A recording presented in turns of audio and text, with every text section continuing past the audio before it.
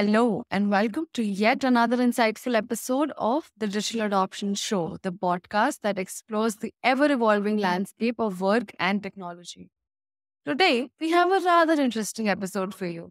As the season of the show is nearing its end, we thought it would be extremely helpful for our listeners if we can get two renowned thought leaders in the L&D space to come and talk about boosting employee performance and hacks for creating a future-proof learning environment so that all of you get some wonderful ideas regarding how to start 2024 in the corporate world.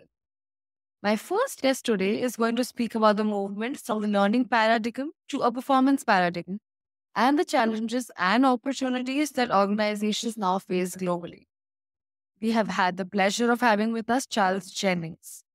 Charles is recognized as one of the world's leading experts on building and implementing learning and organizational performance strategies. Charles has led learning and performance improvement projects for multinational corporations, government agencies, for nonprofits, and other organizations for more than 40 years now. He has been the Chief Learning Officer at Thomson Reuters, developing and implementing learning and performance strategies for more than 50,000 employees globally. Charles has also been a keynote speaker and an invited speaker at many international events, including the Gulf Economic Forum conferences attended by the head of state, presidents, and prime ministers. In context to our conversation today, Charles has worked on the 70-20-10 model for more than 20 years by now. The performance-centric approach is based on observation research that suggests high-performing organizations and individuals develop most of their capabilities through learning within the workflow. In other terms, learning from working rather than learning to work. When asked to share his thoughts on the concept of learning while doing, the approach, and also the difference between learning and training to clear the confusion that a lot of folks have, he had some interesting analogies to share. I think in the book that my colleagues and I wrote called 70-20-10 Towards 100% Performance, we talked about something we call the training bubble. And to be honest, many L&D departments and learning professionals they're still in the training bubble. They've separated learn from working, but they've also separated learning from performance, and that's created a major challenge. And I think this difference between, or this idea that training and learning are the same things, and that training and learning and performance are the same things, is really misconceived. In fact, Jay Cross, who is a very good friend of mine and former colleague, and one thing Jay often said before he died in 2015 was that he used to say, Charles, many people can't separate learning from schooling. And I think that's essentially the problem, because training is really schooling. And it's where we're learning and working are separated. And training and learning sometimes touch, but certainly they're not the same thing. And the research tells us, on the other hand, that the vast majority of learning that occurs actually occurs as part of or as a result of working. We learn by doing, and we really need to take that into account. The fact that we learn essentially by doing, and actually, if we look outside of our world, we look to, for example, the economists, the economic view of the world, the macroeconomists. The economists have been telling us for years that the vast amount of work that the learning comes from doing. In fact, I often point out that Kenneth Arrow was probably one of the USA's greatest economists ever. He won his Nobel Prize right back in 1972. Yep. Arrow said, learning is a product of experience, and learning can only take place through the attempt to solve a problem, and therefore only takes place during activity. And other economists have said the same thing. So the challenge that we have is to think about learning in terms of helping us solve problems, because we learn from doing, we learn from solve problems. And I've asked maybe 100,000 people over the last 20 years this single question. I've asked them, think about the greatest learning experience you've ever had in your life.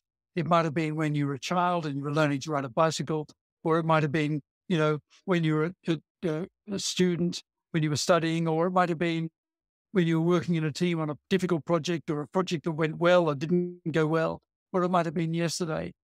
Where did that learning occur? And Shubham, the answers to that, I can almost guarantee that most people will say that really great learning experience came whilst they were trying to complete a task. It wasn't in some formal learning environment. Of course, formal learning does give us formal training does give us great learning, great learning insights. But actually, the learning that really matters happens as part of work. And I think that's the challenge that we've got to accept and we have to face. He then talks about his new 70-20-10 model and how he envisions L&D teams addressing business challenges in the NPR Direct Business Enabler. Well, I think that we have to start to think about things differently because, learning has always been, it's not new that learning occurs as part of working. That's as old as humanity. But the challenge that we've got is thinking about how we adapt and change, about and adopt new practices. And for me, I think that the teams that use this sort of new age learning approaches, they tend to work outside in. And what I mean by that is they focus on organization or project results that they're aiming at. That's the first thing they focus on. So you don't focus on what learning needs to happen. You focus on what work needs to get done. You focus on what outcomes you're looking at. They focus on executing, which critical tasks need to be carried out well. And you're always looking at opportunities for improvement, which is why I tend to like to use the term creating a culture of continuous improvement rather than creating a culture of learning. Often when people talk about creating a culture of learning, they're really talking about creating a culture of formal learning.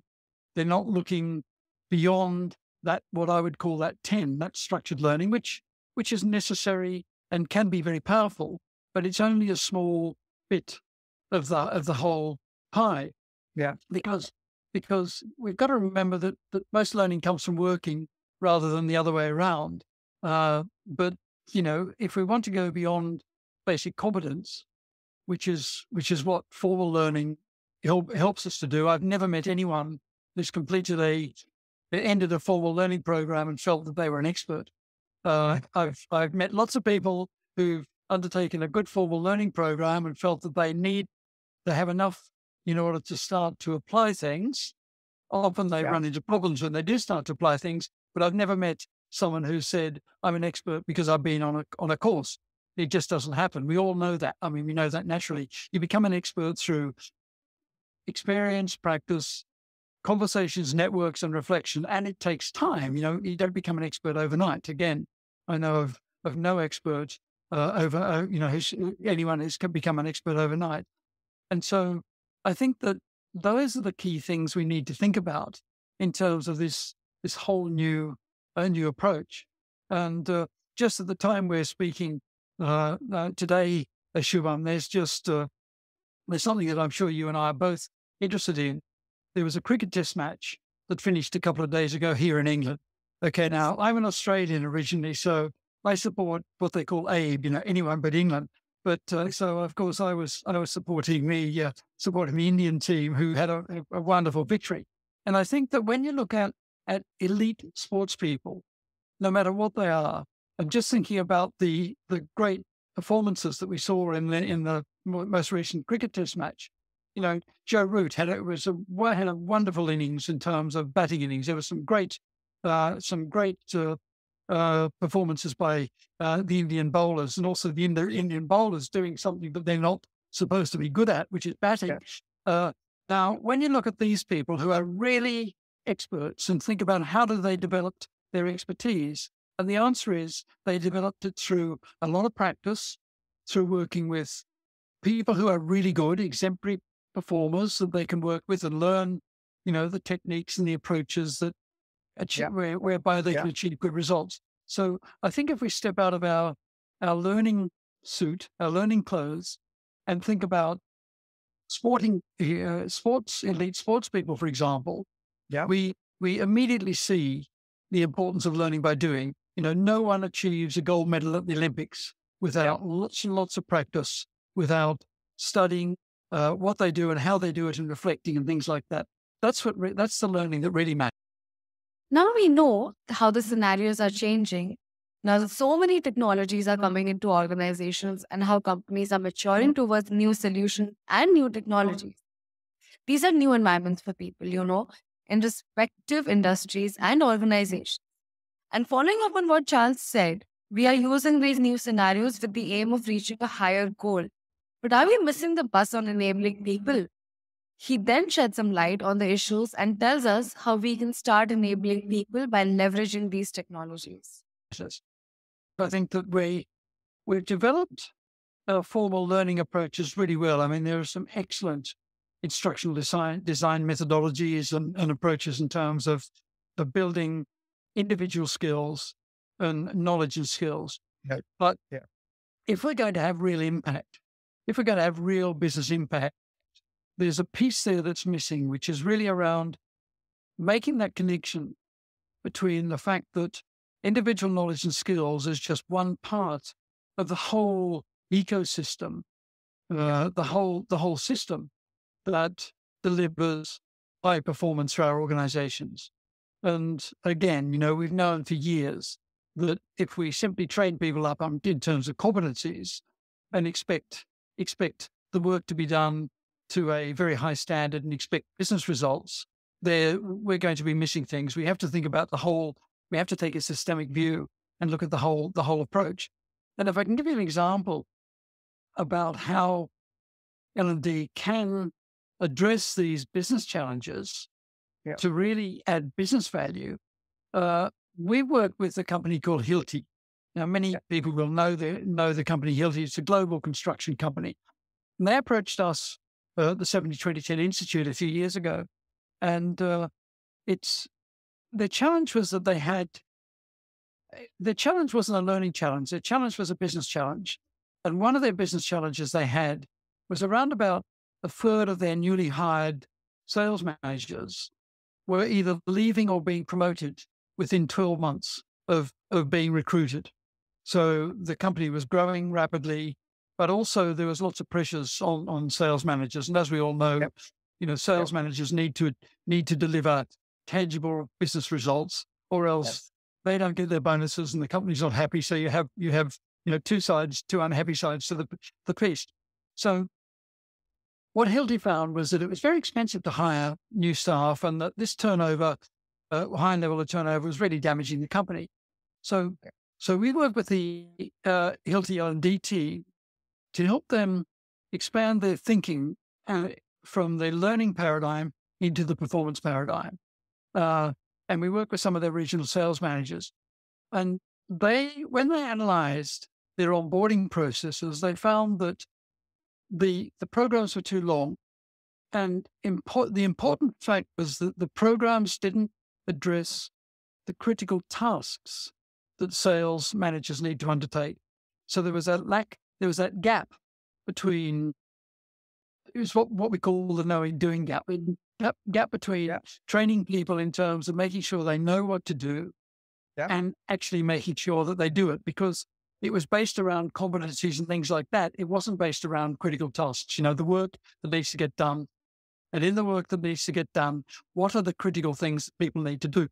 So what we did with them is work with them to redesign their onboarding so that it didn't focus simply on critical tasks, and it moved out of just the 10. So it moved into how do we support them in the workplace? How do we provide them with performance support and the right tools and things like that?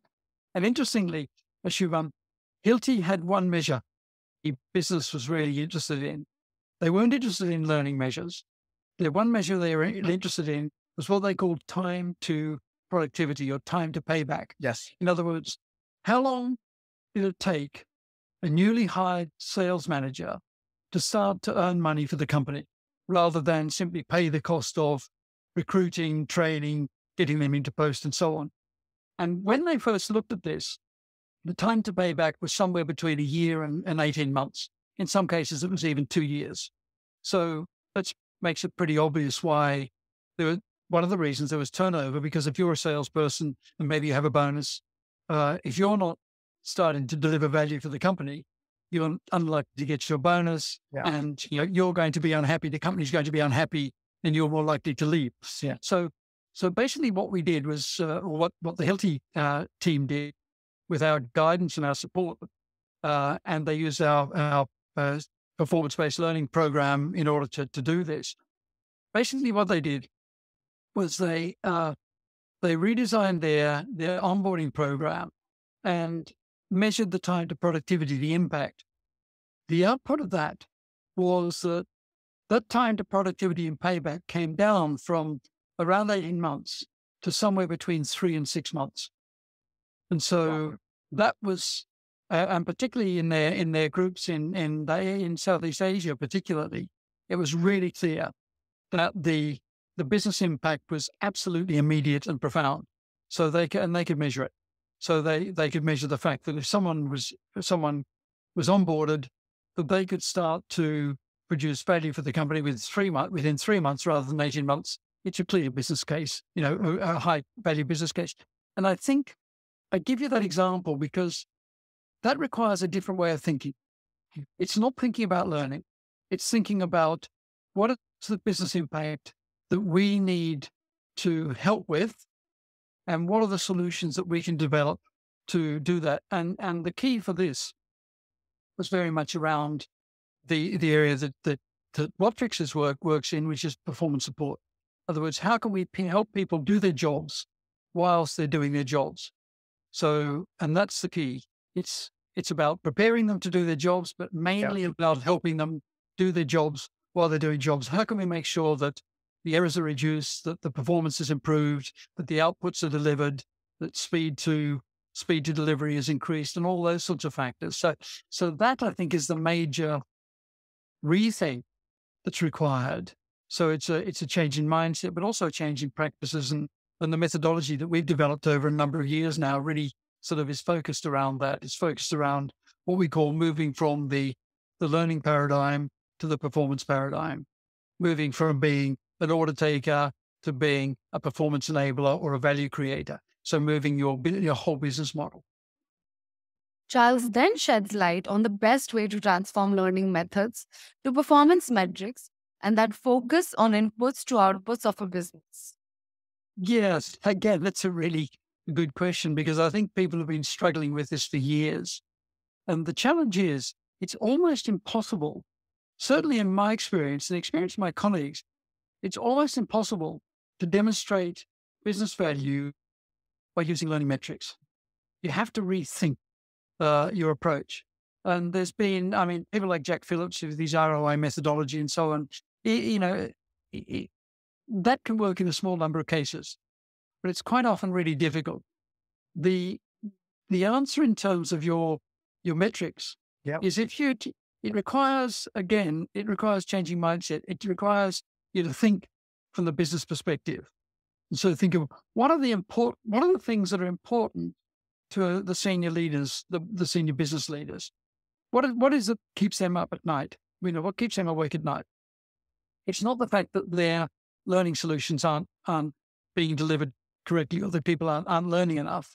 It's things like the fact that our customer satisfaction levels are not high or could be higher, or the fact that our first-time resolution of problems is not a high enough percentage level. Those sorts of things, those sort of business challenges might be, or that our sales pipeline isn't strong enough, or our delivery, our execution isn't fast enough, or it could be a whole range of things. I think we need to start to think about those. And when we think about those, then the metrics that we use automatically come from those. So, if you find that your CSAT levels, your customer satisfaction levels aren't high enough, and you feel that part of the problem is a capability problem, and so therefore there is some sort of solution that learning and development needs to be involved in, we're not looking to make sure that people know, all about their products and services so that they can answer the questions. That's part of the thing. That's a learning metric. If we say, well, we want to make sure that people know about our products, or people can uh, do whatever. But the key is, are, are, the, are those people carrying out their tasks so that the first level resolution increases, so that the customer satisfaction levels increase? So we need to tie ourselves to those business metrics. And there's any number of approaches we can take.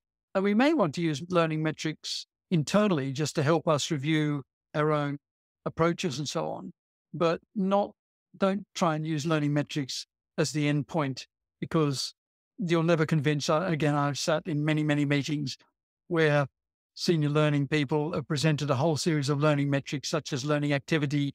We've taken everyone through this program. Everyone has completed this to this level. To be honest, business people don't care about that too much.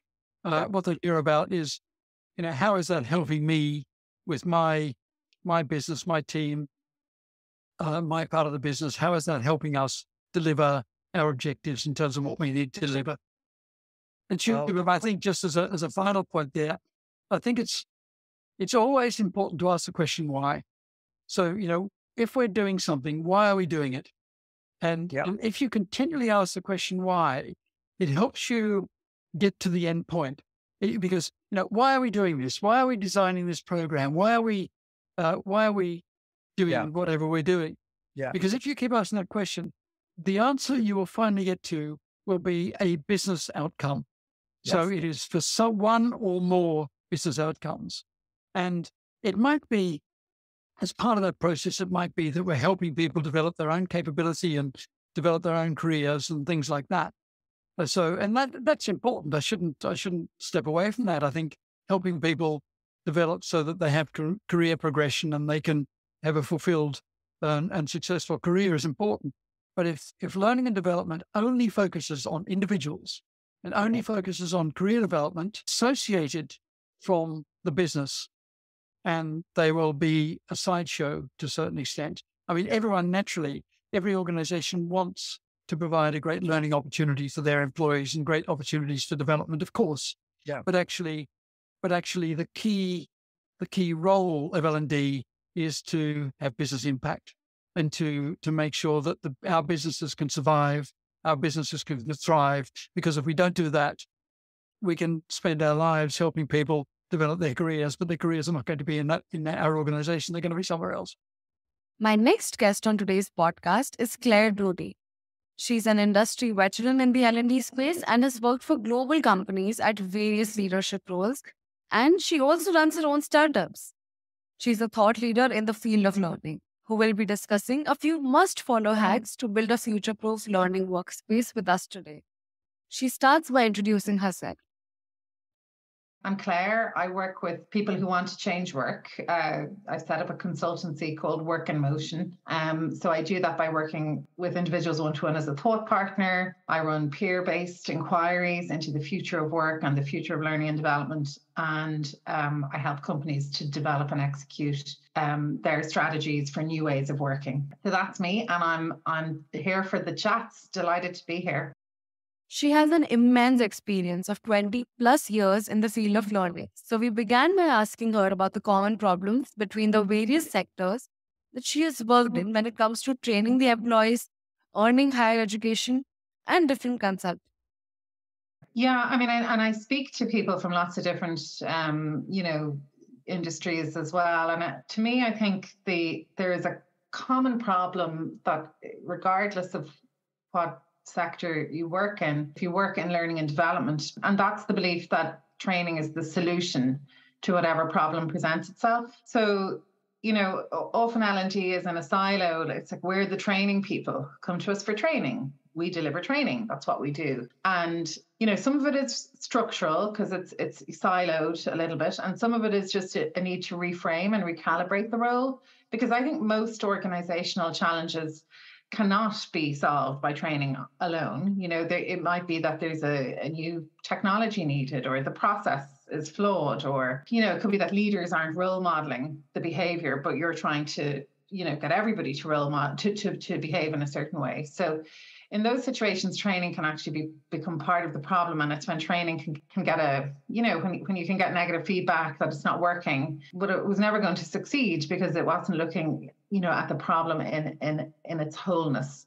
So I think L&D leaders today need to expand their thinking and really check that they're perceiving the problem and understand their role either as one piece of the puzzle, or else to step up and bring other problem solvers into the team and establish a cross-functional team to really move the needle. So, it's ultimately about how can we create the conditions for this company to thrive. And yes, training is part of the solution, but so is mindset and culture and systems and structures. And once all those elements are working well together, you have a chance to make a big difference.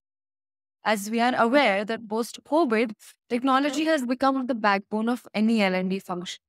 Claire's insights into how leaders can use technology more effectively while keeping the human element in mind are invaluable. Yeah, I mean, it's funny because I think technology can make experiences more human than being physically in the same room together. Like, okay, when I started my career 20 years ago, there was a very strong, gap between being alone, working through content on an LMS, and today where, there can be really transformational learning experiences, when you're using things like Slack and Miro and Zoom, and you've got multiple touch points. It can be very powerful. And it's not that I don't think there's, I have nothing against in-person experiences. I think that we crave that connection. But a well-designed, tech-enabled learning can be really human, and it can create a continuity outside the classroom to build a more sustainable relationship across peers, and it can be much more inclusive. If so, I'm participating in a course at the moment that's being run out of Canada, so I don't have to get on a plane from Dublin, abandon my husband and to the 3 kids, pay for a hotel, pay for flights. I can participate in that course from here. And also for introverts, they can manage their energy levels better than being overwhelmed by just the experience of being around lots of people. So there's benefits that, technology brings to L&D that you just can't have in the classroom, and not to denigrate classroom experiences. I love them too, but I think there's huge opportunity. Now, what I will say is there's a caveat, which is that, to get to that very high standard, you need really good learning design, and you need really good facilitation to create those experiences. And that creates a tension almost between scalability and the number of touch points, or how human, how much, facilitated or moderated the program is. And then on the other end of the spectrum, sadly, there's plenty of just content, festering away on learning management systems that would make you feel very isolated using e-learning, and, or the tools aren't being fully utilized. But there's great opportunity. I think it's never been more exciting, really, for L&D to start using technology. We're past starting, but to really exploit what's available. Following up on what she shared with us, we were keen to know what success is achieved at the beginning of the launch of these new programs, like e-learning systems and all. Or are there any friction points that she sees when people approach it?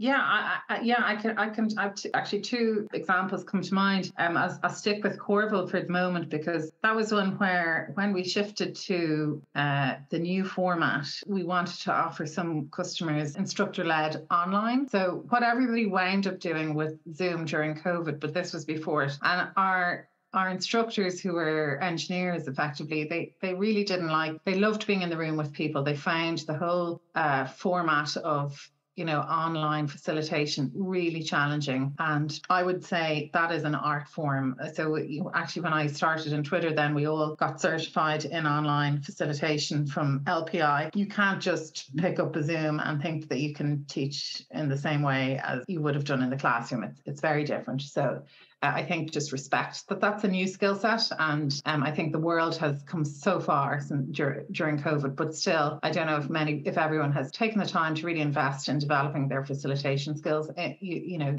Yes, in the virtual world. And the other example I give you about digital adoption would be at Twitter. I led out global organization effectiveness, or it was an initiative called how we work. And one of the perceived problems was that Slack, we had introduced Slack, but there wasn't full uptake of it.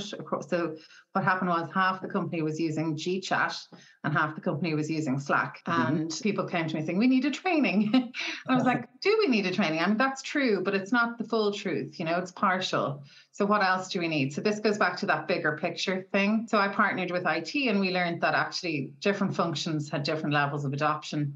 And when we shared that data with the leadership, they all kind of got a bit kind of, oh, actually my function isn't using it and I haven't been using it. And it was all about role modeling. Once the leaders started to use it with their organizations, the people got on, but like they didn't actually need training, wasn't an obstacle to adoption. It was once people were in, then it enabled them.